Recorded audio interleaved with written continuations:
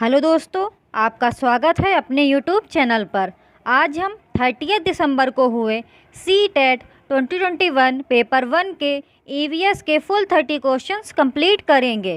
तो दोस्तों, आपका पहला क्वेश्चन आया था, ईवीएस की एक अध्यापिका की कक्षा में अबू धाबी का एक छात्र है। अध्यापिका का ऑनलाइन कक्षा लेने का नियत समय 10 पूर्वाह्न है। अबू धाबी वाले विद्यार्थी का उसकी ऑनलाइन कक्षा में अपने घर से उपस्थित होने का क्या समय होगा? तो आपका फर्स्ट का ऑप्शन दूसरा सही हो जाएगा, 8:30 पूर्वाह्न, 8:30 पूर्वाह्न। आपका दूसरा क्वेश्चन पूछा गया था, भारत में भोजन बनाने के लिए निम्नलिखित में से किस प्रकार के तेल का उपयोग सबसे कम होता है?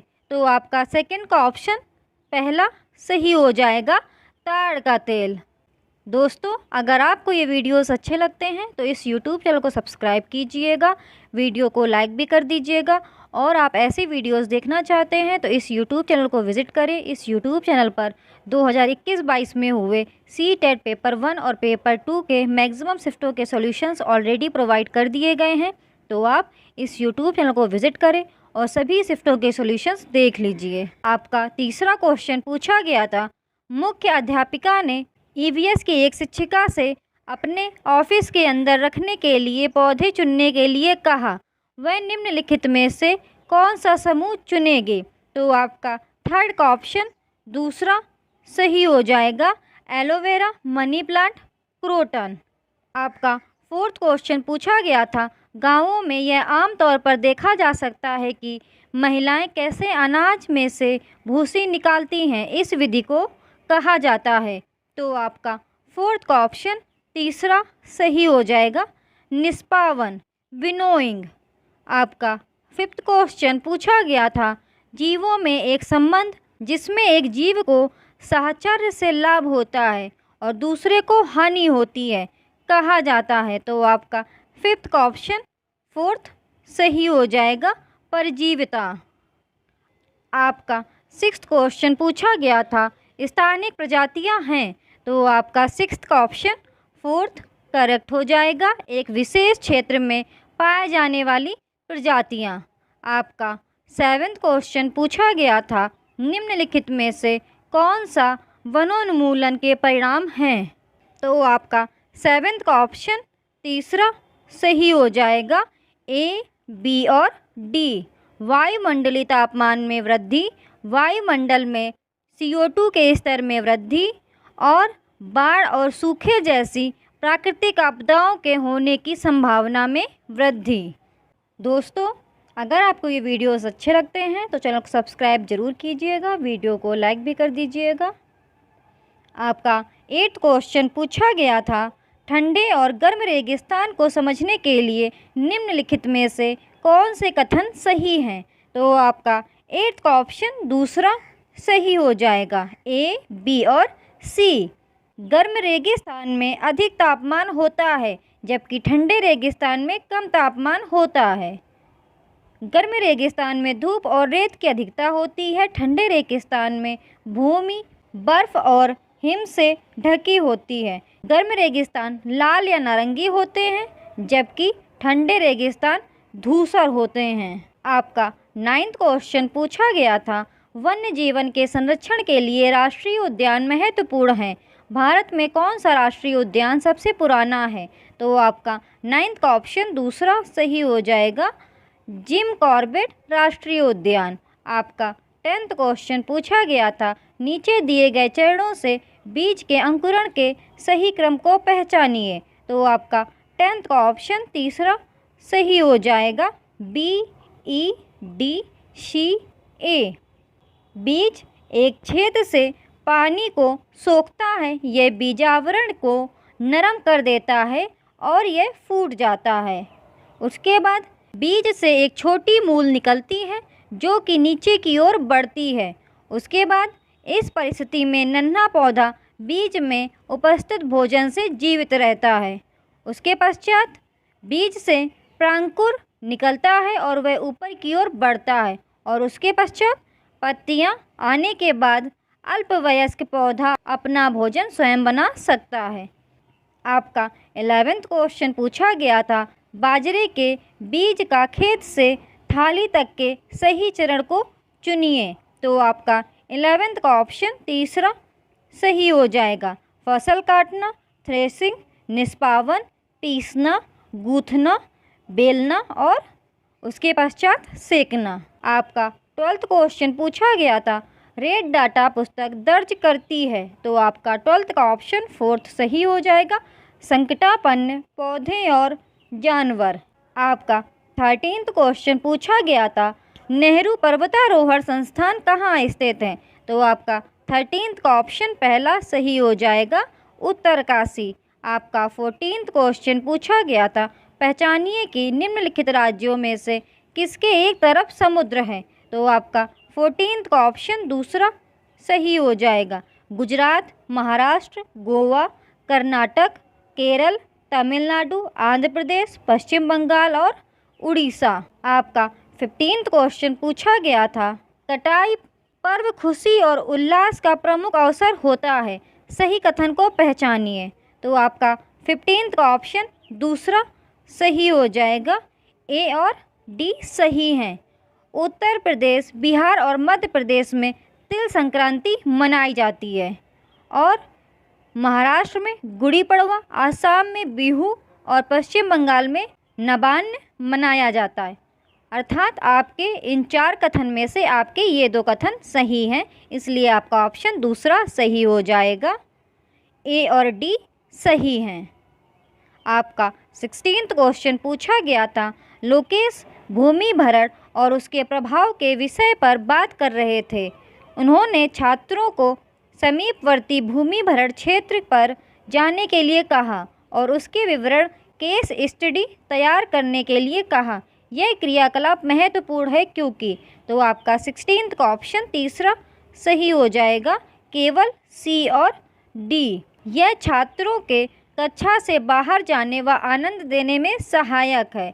यह छात्रों को समस्या के विश्लेषण तथा उसके हल के विषय में सोचने में सहायक है। आपका 17th क्वेश्चन पूछा गया था, विद्यार्थियों को पर्यावरण समस्याओं तथा उनके समाधान संबंधित मॉडल बनाने और राष्ट्रीय प्रदर्शनी में भाग लेने के लिए कहा जाता है। यह विद्यार्थियों को संलग्न रखने का अच्छा तरीका है क्योंकि। तो आपका 17th का ऑप्शन तीसरा सही हो जाएगा, मॉडल बनाने से विद्यार्थियों में सृजनशीलता और समालोचनात्मक सोच का विकास होता है। आपका 18th क्वेश्चन पूछा गया था, पर्यावरण अध्ययन की शिक्षिका निम्नलिखित में से कौन से क्रियाकलाप का अपने विद्यार्थियों में प्रक्रिया कौशल विकसित करने के लिए उपयोग कर सकती है। तो आपका 18th का ऑप्शन दूसरा सही हो जाएगा, बागवानी करना। दोस्तों, अगर आपको ये वीडियोस अच्छे लगते हैं तो चैनल को सब्सक्राइब जरूर कीजिएगा, वीडियो को लाइक भी कर दीजिएगा।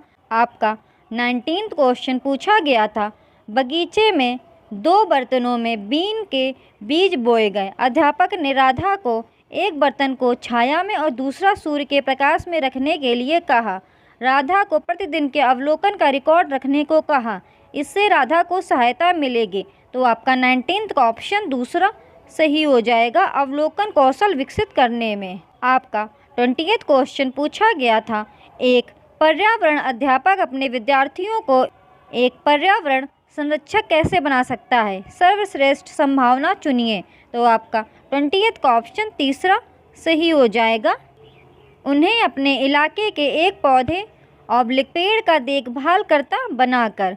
आपका 21st क्वेश्चन पूछा गया था, निम्नलिखित में से कौन सा उद्देश्य खोज आधारित शिक्षण से प्राप्त होता है। तो आपका 21st का ऑप्शन 4th सही हो जाएगा, केवल ए, बी और सी।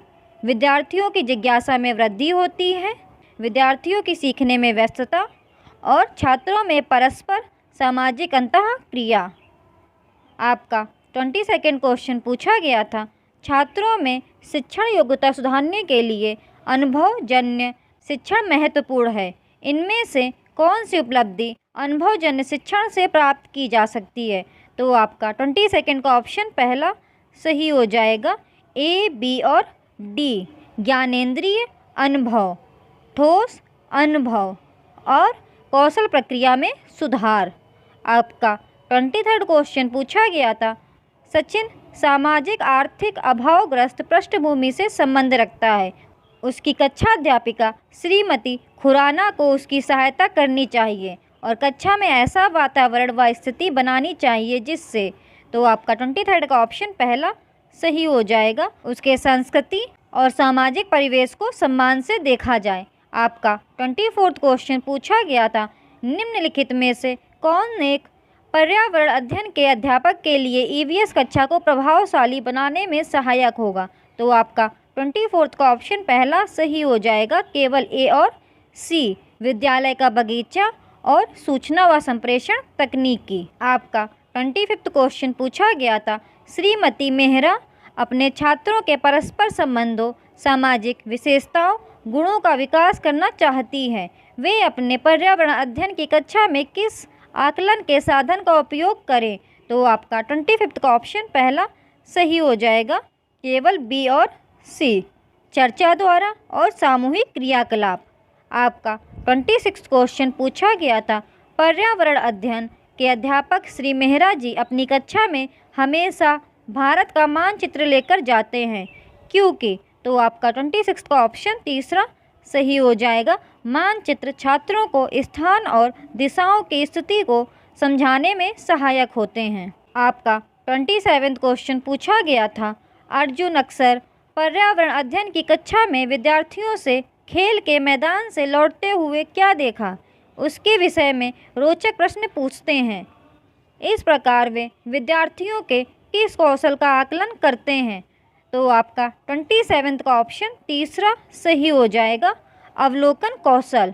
आपका 28 क्वेश्चन पूछा गया था, प्राथमिक स्तर के लिए कौन सी विधि पर्यावरण अध्ययन शिक्षण के लिए अच्छी नहीं है। तो आपका 28 का ऑप्शन दूसरा सही हो जाएगा, कक्षा अध्यापन में प्रत्यय तथ्य देना। आपका 29 क्वेश्चन पूछा गया था, श्रीमती मनीषा पर्यावरण अध्ययन के शिक्षण के लिए अच्छा वातावरण बनाना चाहती हैं, वे योजना बनाती हैं। तो आपका 29 का ऑप्शन फोर्थ सही हो जाएगा, आसपास के क्षेत्र के सर्वे का आयोजन करना। आपका 30th क्वेश्चन पूछा गया था, पर्यावरण अध्ययन शिक्षण डैश उपागम का अनुसरण करता है। तो आपका 30th का ऑप्शन पहला सही हो जाएगा, सामाजिक रचनावादी। अगर आपको ये वीडियोस अच्छे लगते हैं तो इस YouTube चैनल को सब्सक्राइब कीजिए, वीडियो को लाइक कर दीजिए। आपको इस YouTube चैनल पर ऐसे वीडियोस मिलते रहेंगे। आज हम 30 दिसंबर को हुए CTET 2021 पेपर 1 के CDP के फुल 30 क्वेश्चंस कंप्लीट करेंगे। तो दोस्तों, आपका पहला क्वेश्चन पूछा गया था, एक बच्चा कूदना सीखने से पहले चलना और उछलना सीखता है, यह विकास के किस सिद्धांत को दर्शाता है। तो आपका फर्स्ट का ऑप्शन दूसरा सही हो जाएगा, विकास पूर्व अनुमानित प्रतिमानों का अनुसरण करता है।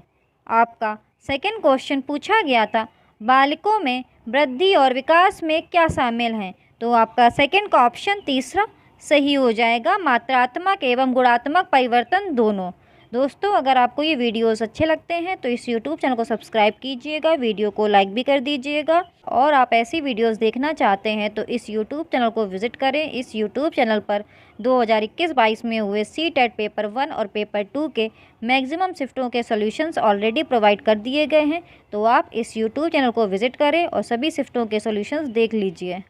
आपका थर्ड क्वेश्चन पूछा गया था, निम्नलिखित में से कौन सा कारक भौतिक एवं सामाजिक दुनिया की जटिल शक्तियों को संबोधित करता है जो किसी बालिका के अनुभवों को उसके विकास के दौरान प्रभावित करते हैं। तो आपका थर्ड का ऑप्शन थर्ड सही हो जाएगा, पोषण। आपका फोर्थ क्वेश्चन पूछा गया था, निम्नलिखित में से कौन सी बच्चों के सामाजिकरण की प्राथमिक संस्थाएं हैं। तो आपका फोर्थ का ऑप्शन फोर्थ सही हो जाएगा, परिवार एवं पास पड़ोस। आपका फिफ्थ क्वेश्चन पूछा गया था, कमल स्वयं को तर्क देता है कि यदि तनु उसे एक क्रेयॉन देगी तो वह उसे भी एक क्रेयॉन देगा ताकि उपहारों के लेन देन में समानता हो। कमल लॉरेंस कोलबर्ग के नैतिक विकास के किस चरण पर है। तो आपका फिफ्थ का ऑप्शन पहला सही हो जाएगा, यांत्रिक उद्देश्य उन्मुखीकरण अर्थात इंस्ट्रूमेंटल पर्पस ओरिएंटेशन। आपका 6th क्वेश्चन पूछा गया था, संज्ञानात्मक विकास के किस चरण में बच्चे एक दूसरे के साथ खेल संबंधी विचार साझा करते हैं और इस समझ को मजबूत करते हैं कि प्रतीक वस्तुओं का प्रतिनिधित्व करते हैं, लेकिन संरक्षण कौशल की कमी होती है। तो आपका 6th का ऑप्शन तीसरा सही हो जाएगा, पूर्व संक्रियात्मक चरण। आपका 7th क्वेश्चन पूछा गया था, एक 6 वर्षीय बालिका सोचती है कि लंबे गिलास में छोटे और चौड़े गिलास से अधिक पानी आता है, यद्यपि उसकी आंखों के सामने ही पानी एक बर्तन से दूसरे बर्तन में पलटा गया है। पियाजे के अनुसार बालिका की यह सोच किस योग्यता की कमी के कारण है? तो आपका 7th का ऑप्शन तीसरा सही हो जाएगा, अकेंद्रीयता। आपका 8th क्वेश्चन पूछा गया था, बच्चा मैं पहेली के इस हिस्से को पूरा नहीं कर पा रहा हूँ।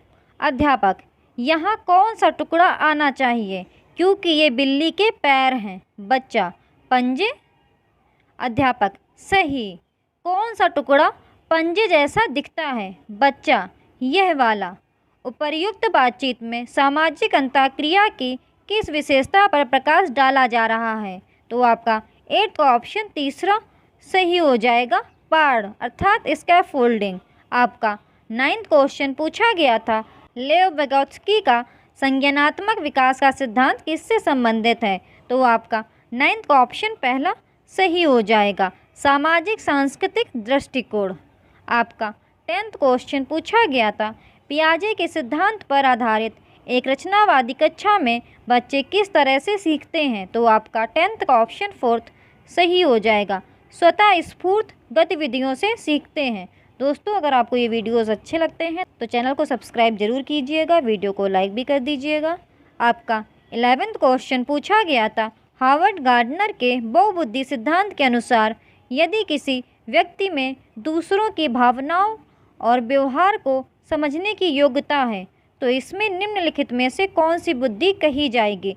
तो आपका 11th का ऑप्शन 4th सही हो जाएगा, अंतर्वैयक्तिक बुद्धि।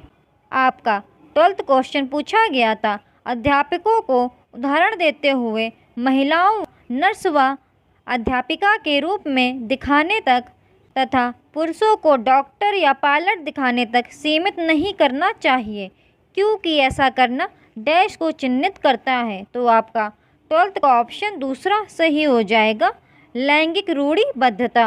आपका 13th क्वेश्चन पूछा गया था जो कि अभिकथन और कारण वाला आया था। तो आपका अभिकथन दिया गया था, बच्चों के भाषाई विकास के लिए प्राथमिक स्तर की कक्षाओं में मुद्रित समृद्ध परिवेश आवश्यक है। कारण दिया गया था, भावनाओं की अधिगम में महत्वपूर्ण भूमिका होती है। तो आपको सही विकल्प बताना था। तो आपका 13th का ऑप्शन दूसरा सही हो जाएगा, ए और आर दोनों सही हैं, लेकिन आर ए की सही व्याख्या नहीं करता है। आपका 14th क्वेश्चन पूछा गया था, जब हरजोत को अपने प्रदत्त कार्य में सितारा नहीं मिलता तो वह परेशान हो जाती है। अपने काम के संदर्भ में दी गई किसी भी आलोचनात्मक टिप्पणी के प्रति वह रक्षात्मक रुख अपनाती है। इस संबंध में निम्नलिखित में से कौन सा उपागम सबसे अधिक प्रभावकारी होगा? तो आपका 14th का ऑप्शन पहला सही हो जाएगा, उसे रचनात्मक प्रतिपुष्टि देना और उसे अपने काम को संशोधित करने की अनुमति देना। आपका 15th क्वेश्चन पूछा गया था, निम्नलिखित में से कौन सी पोर्टफोलियो की विशेषता नहीं है? तो आपका 15th का ऑप्शन 4th सही हो जाएगा। पोर्टफोलियो में असंबद्ध परीक्षण और क्विज होते हैं और अधिगम के उत्पाद को सुनिश्चित करते हैं। आपका 16th क्वेश्चन पूछा गया था, सामान्य कक्षा में विशेष आवश्यकता वाले बच्चों को शामिल करने का उद्देश्य प्राप्त करने के लिए अध्यापक को क्या करना चाहिए? तो आपका 16th का ऑप्शन तीसरा सही हो जाएगा, फर्स्ट, थर्ड और फोर्थ। बालक विशेष के मजबूत पक्ष, रुचियों और आवश्यकताओं की पहचान करना, अधिगम को सहज बनाने के लिए आकलन उक्तियों का अनुकूलन करना और प्रत्येक के लिए वैयक्तिक शिक्षा योजना बनाना। आपका 17th क्वेश्चन पूछा गया था, प्रकाश, ध्वनि, स्पर्श और अन्य सांवेगिक जानकारी के प्रति अति संवेदनशीलता, संचारण में शाब्दिक और अशाब्दिक छीड़ता होना, नित्य क्रमों के अन्य व्यक्तियों पर अति निर्भरता और दूसरों से नज़र चुराना किस प्रकार से पीड़ित बच्चों के प्राथमिक लक्षण हैं? तो आपका 17th का ऑप्शन तीसरा सही हो जाएगा, स्वालीनता विकार। आपका 18th क्वेश्चन पूछा गया था, निम्नलिखित में से कौन सी रणनीति कक्षा में सुविधा वंचित समूहों से आने वाले बच्चों को शामिल करने के लिए प्रभावशाली नहीं रहेगी? तो आपका 18th का ऑप्शन फोर्थ सही हो जाएगा, समूह संबद्धता के आधार पर पृथक पृथक बैठने की व्यवस्था करना। आपका 19th क्वेश्चन पूछा गया था, अध्यापक किस तरह से रचनात्मक चिंतन को पोषित कर सकते हैं? तो आपका 19th का ऑप्शन तीसरा सही हो जाएगा, शिक्षार्थियों को समस्याओं के समाधान के लिए भिन्न भिन्न तरीके अपनाने के अवसर देना। आपका 21st क्वेश्चन पूछा गया था, बच्चों को किसी समस्या का समाधान ढूंढने में किस क्रम को अपनाना चाहिए? तो आपका 21st का ऑप्शन तीसरा सही हो जाएगा, समस्या को परिभाषित करना, समस्या का विश्लेषण करना, परिकल्पना बनाना और परिकल्पना का परीक्षण। आपका 22nd क्वेश्चन पूछा गया था, वह शिक्षिका जो यह मानती है कि उसकी कक्षा का प्रत्येक छात्र अधिक अध्ययन करने से अपना प्रदर्शन सुधारने में सक्षम है, बच्चों की सफलता का श्रेय किसको देती है? तो आपका 22nd का ऑप्शन दूसरा सही हो जाएगा, बच्चों के प्रयत्न को। दोस्तों, अगर आपको ये वीडियोस अच्छे लगते हैं तो इस YouTube चैनल को सब्सक्राइब ज़रूर कीजिएगा, वीडियो को लाइक भी कर दीजिएगा। दोस्तों, अभी चैनल की स्टार्टिंग है तो आप लोग अगर एक एक को भी अपने फ्रेंड सर्कल में शेयर करेंगे तो इस YouTube चैनल को बूस्ट मिलेगा। तो प्लीज़ अपने फ्रेंड सर्कल में ही सिर्फ एक एक दोस्त को ही शेयर कर दीजिए। आपका 23rd क्वेश्चन पूछा गया था, एक अध्यापक को बहुत अधिक अपेक्षाएं किससे रखनी चाहिए? तो आपका 23rd का ऑप्शन दूसरा सही हो जाएगा, लिंग और वर्ग को ध्यान में न रखते हुए सभी विद्यार्थियों से। आपका 24th क्वेश्चन पूछा गया था, किस दृष्टिकोण के अनुसार अधिगम एक सक्रिय एवं सामाजिक प्रक्रिया है? तो आपका 24th का ऑप्शन पहला सही हो जाएगा, सामाजिक संरचनावादी। आपका 25th क्वेश्चन पूछा गया था, पीटर कहता है मैं असफल हूँ क्योंकि मैं मूर्ख हूँ और इसका मतलब है कि मैं हमेशा ही असफल होऊंगा, यह क्या दर्शाता है? तो आपका 25th का ऑप्शन फोर्थ सही हो जाएगा, सीखी हुई निसहायता अर्थात बेचारगी। आपका 26th क्वेश्चन पूछा गया था, राष्ट्रीय शिक्षा नीति 2020 के अनुसार डैश का प्रयोग डैश को प्रोत्साहित करने के लिए करना चाहिए? तो आपका 26th का ऑप्शन तीसरा सही हो जाएगा, अनुभव जनित अधिगम समालोचनात्मक चिंतन। आपका 27th क्वेश्चन पूछा गया था, छात्रों के अधिगम में सुधार होने की संभावना कब होती है? तो आपका 27th का ऑप्शन दूसरा सही हो जाएगा, जब अध्ययन सामग्री को वैचारिक संरचनाओं में व्यवस्थित किया जाता है। आपका 28th क्वेश्चन पूछा गया था, निम्नलिखित में से कौन सी अध्यापिका अकादमिक अधिगम समय को बढ़ाने में प्रभावशाली होगी? तो आपका 28th का ऑप्शन दूसरा सही हो जाएगा। आपका 29th क्वेश्चन पूछा गया था, जब कोई बच्चा परीक्षा में सफल होता है तो इसका मतलब क्या है? तो आपका 29th का ऑप्शन 4 सही हो जाएगा, यह प्रणाली की असफलता है। आपका 30th क्वेश्चन अभिकथन और कारण वाला पूछा गया था। तो आपका अभिकथन दिया गया था, बच्चों को अर्थ निर्माण में उनकी अंतर्निहित रुचि को बढ़ावा देने के लिए वस्तुओं के बदलाव, प्रयोग, मस्तिष्क उद्वेलन और चर्चा जैसे अवसर प्रदान करने की आवश्यकता है। कारण दिया गया था, अधिगम की प्रकृति क्रियाशील और सामाजिक है। तो आपको सही विकल्प बताना था। तो आपका 30th का ऑप्शन पहला सही हो जाएगा, ए और आर दोनों सही हैं और आर ए की सही व्याख्या करता है। दोस्तों, अगर आपको ये वीडियोस अच्छे लगते हैं तो इस YouTube चैनल को सब्सक्राइब ज़रूर कीजिएगा, वीडियो को लाइक भी कर दीजिएगा। आपको इस YouTube चैनल पर ऐसी वीडियोस मिलते रहेंगे, प्लीज़ आप YouTube चैनल को सब्सक्राइब ज़रूर कर लीजिए। आज हम 30 दिसंबर को हुए CTET 2021 पेपर 1 के हिंदी के फुल 30 क्वेश्चंस कंप्लीट करेंगे। तो दोस्तों, आपके शुरुआत के 15 क्वेश्चंस गद्यांश और पद्यांश से पूछे जाते हैं। तो आपका गद्यांश ये गिवन है, आप इस पैसेज को आराम से रीड कीजिएगा और फिर स्वयं आंसर निकालने का प्रयास कीजिएगा। आपके गद्यांश से पूछे गए प्रश्नों को मैं रीड कर रही हूँ और फिर सबके आंसर्स आपको बताते हुए चल रही हूँ, बट आप स्वयं रीड कीजिएगा और फिर स्वयं आंसर्स निकालने का प्रयास कीजिएगा और फिर मैच कीजिएगा आपके कितने आंसर्स करेक्ट निकले। तो दोस्तों, आपका इस गद्यांश से पहला क्वेश्चन पूछा गया था, गंगा के डॉल्फिन की खोज किस सन में हुई? तो आपका फर्स्ट का ऑप्शन तीसरा सही हो जाएगा, 1801। आपका दूसरा क्वेश्चन इस गद्यांश से पूछा गया था, गद्यांश के अनुसार गंगा के डॉल्फिन भारतीय उपमहाद्वीप के किस देश की नदी में नहीं पाई जाती है? तो आपका सेकंड का ऑप्शन तीसरा सही हो जाएगा, पाकिस्तान। आपका तीसरा क्वेश्चन इस गद्यांश से पूछा गया था, गंगा की डॉल्फिन भारत के कितने राज्यों की नदियों में पाई जाती है? तो आपका थर्ड का ऑप्शन पहला सही हो जाएगा, 7। दोस्तों, अगर आपको ये वीडियोस अच्छे लगते हैं तो आप इस YouTube चैनल को सब्सक्राइब जरूर कीजिएगा, वीडियो को लाइक भी कर दीजिएगा। इस YouTube चैनल पर 2021-22 में हुए CTET पेपर 1 और पेपर 2 के मैक्सिमम शिफ्टों के सॉल्यूशंस ऑलरेडी प्रोवाइड कर दिए गए हैं, तो आप इस YouTube चैनल को विज़िट करें और सभी शिफ्टों के सॉल्यूशंस देख लीजिए। आपको इस YouTube चैनल पर आगे भी वीडियोस मिलते रहेंगे रिलेटेड टू टीचिंग एग्ज़ाम, तो आप इस YouTube चैनल को सब्सक्राइब जरूर कर लें। आपका फोर्थ क्वेश्चन इस गद्यांश से पूछा गया था, गद्यांश के अनुसार निम्नलिखित में से कौन सा कथन सत्य है? तो आपका फोर्थ का ऑप्शन पहला सही हो जाएगा, डॉल्फिन एक अत्यंत प्राचीन जलीय प्राणी है। दोस्तों, आप गद्यांश जरूर रीड कीजिएगा और फिर चेक कीजिएगा आपके कितने क्वेश्चंस करेक्ट निकलते हैं। आपका फिफ्थ क्वेश्चन पूछा गया था, गंगा की डॉल्फिन कैसे पानी में पाई जाती है? तो आपका फिफ्थ का ऑप्शन दूसरा सही हो जाएगा, केवल ताज़े पानी में। आपका सिक्स्थ क्वेश्चन इस गद्यांश से पूछा गया था, गद्यांश के अनुसार डॉल्फिन के झुंड में सदस्यों की संख्या कितनी होती है? तो आपका सिक्स्थ का ऑप्शन दूसरा सही हो जाएगा, 3 से अधिक नहीं होती है। आपका सेवेंथ क्वेश्चन पूछा गया था, मादा डॉल्फिन अपने बच्चों के साथ विचरण करती हुई दिख जाती है में रेखांकित शब्द के स्थान पर कौन सा शब्द प्रयोग कर सकते हैं? तो आपका सेवेंथ का ऑप्शन दूसरा सही हो जाएगा, घूमते। बेसिकली आपका समानार्थी शब्द पूछा गया है तो विचरण का समानार्थी शब्द घूमते हो जाएगा।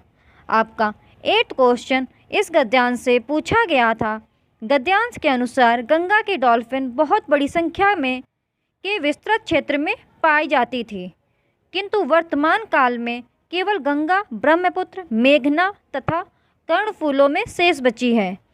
इस वाक्य का आशय क्या है? तो आपका एट्थ का ऑप्शन दूसरा सही हो जाएगा, डॉल्फिन की संख्या में तेजी से कमी आई है। दोस्तों, ये सभी आपके क्वेश्चन आपके इसी गद्यांश से पूछे गए हैं, तो आप गद्यांश को रीड कीजिए और स्वयं आंसर निकालिए। आपका नाइन्थ क्वेश्चन इस गद्यांश से पूछा गया था, इनमें से कौन सा विशेषण विशेष का उदाहरण नहीं है? तो आपका नाइन्थ का ऑप्शन फोर्थ सही हो जाएगा, गंगा नदी। तो दोस्तों, यहाँ पर आपके गद्यांश के पूछे गए प्रश्न खत्म हो जाते हैं। अब आपका पद्यांश शुरू हो जाता है, तो आप इस पद्यांश को रीड कीजिए और फिर स्वयं आंसर निकालने का प्रयास कीजिएगा। आपका ये गद्यांश पालने के सिरहाने से शुरू होता है और आने वाला है तक ख़त्म हो जाता है, तो आप इस पद्यांश को रीड करिएगा। आपका इस पद्यांश से पहला क्वेश्चन जो पूछा गया था वह है, कवि के अनुसार महत्वपूर्ण है? तो आपका 10th का ऑप्शन दूसरा सही हो जाएगा, ज्ञान। आपका 11th क्वेश्चन इस पद्यांश से पूछा गया था, झूठ कहाँ कहाँ फैला हुआ है? तो आपका 11th का ऑप्शन दूसरा सही हो जाएगा, पुस्तकों में और गीतों में। दोस्तों, आप कमेंट सेक्शन में ज़रूर बताइएगा आपके 30 क्वेश्चन में से कितने क्वेश्चंस करेक्ट निकले। आपका 12th क्वेश्चन इस पद्यांश से पूछा गया था, कल्पनातीत से तात्पर्य है? तो आपका 12th का ऑप्शन फोर्थ सही हो जाएगा, कल्पना से परे। आपका 13th क्वेश्चन पूछा गया था, कविता के अनुसार सत्य और ज्ञान से? तो आपका 13th का ऑप्शन पहला सही हो जाएगा, समय और भविष्य का बोध होता है। आपका 14th क्वेश्चन इस पद्यांश से पूछा गया था, समय में एक प्रत्यय जोड़ने पर शब्द बनेगा। तो आपका 14th का ऑप्शन 4th सही हो जाएगा, सामयिक। आपका 15th क्वेश्चन इस पद्यांश से पूछा गया था, किस शब्द में उपसर्ग का प्रयोग हुआ है। तो आपका 15th का ऑप्शन तीसरा सही हो जाएगा, असत्य। तो दोस्तों, आपके यहाँ पर गद्यांश और पद्यांश से पूछे गए 15 प्रश्न खत्म हो जाते हैं। आप गद्यांश और पद्यांश रीड कीजिएगा और फिर चेक कीजिएगा कि आपके कितने प्रश्न सही हुए हैं। आप कमेंट सेक्शन में ज़रूर बताइएगा।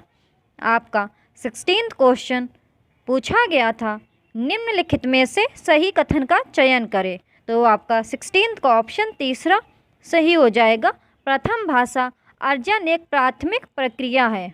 आपका 17th क्वेश्चन पूछा गया था, निम्नलिखित में से कौन सा पद vygotsky के सामाजिक सांस्कृतिक सिद्धांत से संबंधित है। तो आपका 17th का ऑप्शन तीसरा सही हो जाएगा, निकटस्थ विकास का क्षेत्र।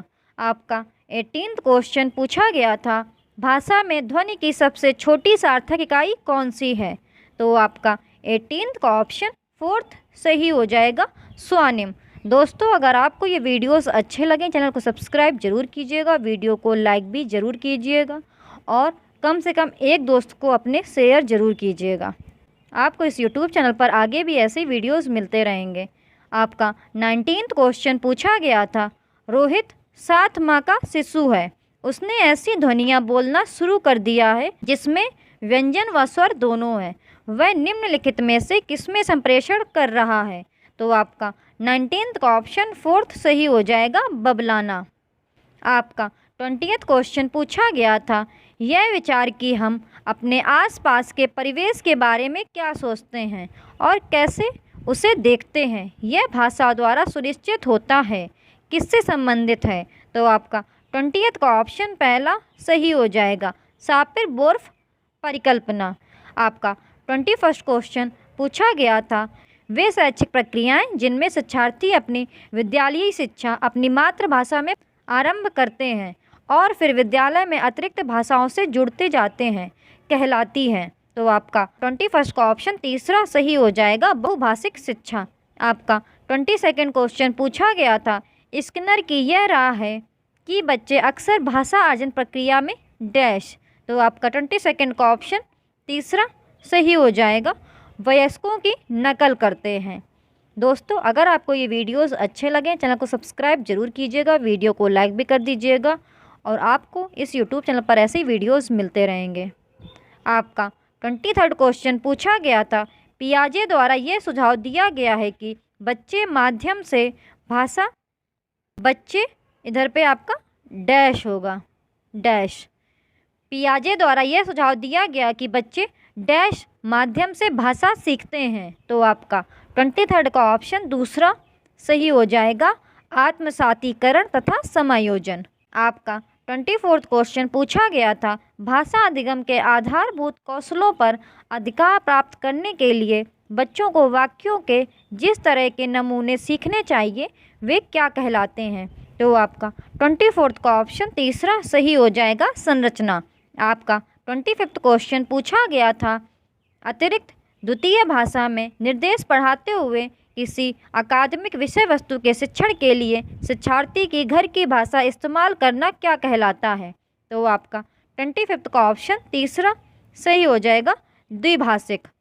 आपका 26th क्वेश्चन पूछा गया था, द्विभाषिक शिक्षा एक शैक्षिक प्रक्रिया है जिसमें शिक्षण अधिगम प्रक्रिया में डैश।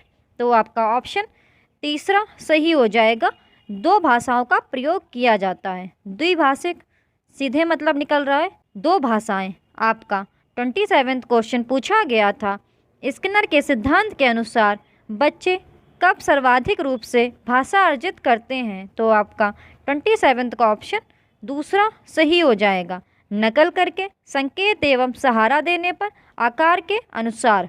आपका 28th क्वेश्चन पूछा गया था, पशु एवं मानवीय संप्रेषण के मध्य महत्वपूर्ण अंतर कौन सा है। तो आपका 28th का ऑप्शन दूसरा सही हो जाएगा, मानव भावनाएं संप्रेषित कर सकते हैं। आपका 29th क्वेश्चन पूछा गया था, पियाजे के अनुसार पहले से उपस्थित किसी विचार में किसी जानकारी को समाकलित करने के लिए किसी के परिवेश को बदलने की प्रक्रिया क्या कहलाती है? तो आपका 29 का ऑप्शन पहला सही हो जाएगा, समायोजन। आपका 30th क्वेश्चन पूछा गया था, द्विभाषी शिक्षण अधिगम प्रक्रिया में शिक्षार्थी के घर की भाषा के साथ साथ और किसका प्रयोग किया जाता है? तो आपका 30th का ऑप्शन दूसरा सही हो जाएगा, द्वितीय भाषा में अतिरिक्त निर्देश दिए जाते हैं। दोस्तों, अगर आपको ये वीडियोस अच्छे लगते हैं तो इस YouTube चैनल को सब्सक्राइब जरूर कीजिएगा, वीडियो को लाइक भी कर दीजिएगा। आपको इस YouTube चैनल पर ऐसे ही वीडियोस मिलते रहेंगे। Thank you for watching the videos. और कमेंट सेक्शन में ज़रूर बताइएगा आपके 30 क्वेश्चंस में से कितने क्वेश्चंस करेक्ट निकले। और वीडियो को लाइक ज़रूर कर दीजिएगा अगर आपको वीडियो पसंद आ रहे हैं तो। Thank you.